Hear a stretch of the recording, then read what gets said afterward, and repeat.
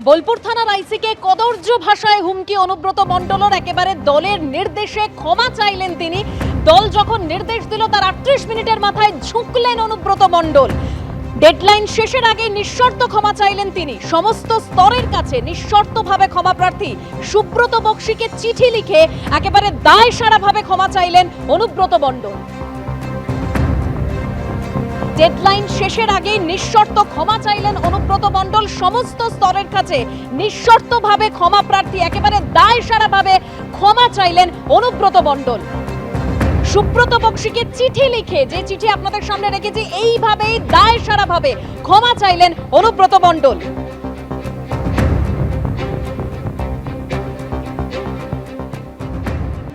বোলপুরের আইসিকে কদর্য ভাষায় হুমকি, বিপাকে অনুব্রত মণ্ডল। তার বিরুদ্ধে এফআইআর দায়ের হয়েছে এবং তার অফিসে গিয়ে হাজিরার নোটিশ দিয়ে আসা হয়েছে। বোলপুর থানায় তাকে হাজিরা দিতে হবে, নোটিশ ইতিমধ্যেই তার অফিসে পৌঁছে দেওয়া হয়েছে। আরো বিস্তারিত জানতে কথা বলবো আমাদের প্রতিনিধি ভাস্কর মুখোপাধ্যায়ের সঙ্গে। ভাস্কর, ইতিমধ্যেই অনুব্রত মণ্ডলের অফিসে পুলিশ গিয়ে নোটিশ দিয়ে এসেছে, বোলপুর থানায় তাকে হাজির হতে হবে, কি জানতে পারছো তুমি?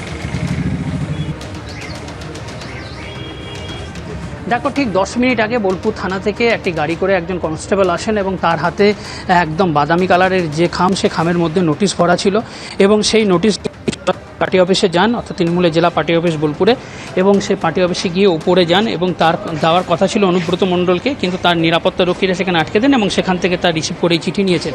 এবং পরে যখন আমরা ওই কনস্টেবলকে জিজ্ঞাসা করি যে আপনি কেন উপরে গেছিলেন, তখন তিনি জানান যে তিনি নোটিশ দিতে গেছিলেন। থানা থেকে তাকে বলা হয়েছিল যে অনুব্রত মণ্ডলকে নোটিশ দিতে, এবং যেটা আমরা পুলিশ সূত্রে জানতে পেরেছি আগামীকালই অনুব্রতকে ডাকা হয়েছে থানায়, তাকে জিজ্ঞাসাবাদ করা হবে।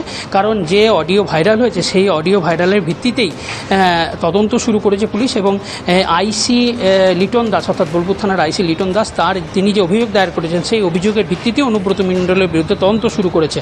এবং একটা জিনিস পরিষ্কার, যে এই তদন্তের পাশাপাশি জেলা পুলিশ সুপার জানিয়েছেন যে কীভাবে অডিও ভাইরাল হয়েছে, আরো যে বিষয়গুলো উঠে আসছে সেগুলো তদন্ত করে দেখা হবে। এবং আমরা যদি পুরো বিষয়টা দেখি, যে এই পুরো ঘটনাতে বিজেপির তরফ থেকে বিক্ষোভ দেখানো হয়েছে। আজকে এসপি অফিসে তারা বিক্ষোভ দেখিয়েছে। সেখানে তারা জানিয়েছিলেন যে যেভাবে একজন সরকারি আধিকারিককে গালমন্দ করা হয়েছে, তাতে তারা জানাচ্ছেন কঠোর শাস্তির দাবি করেছেন অনুব্রত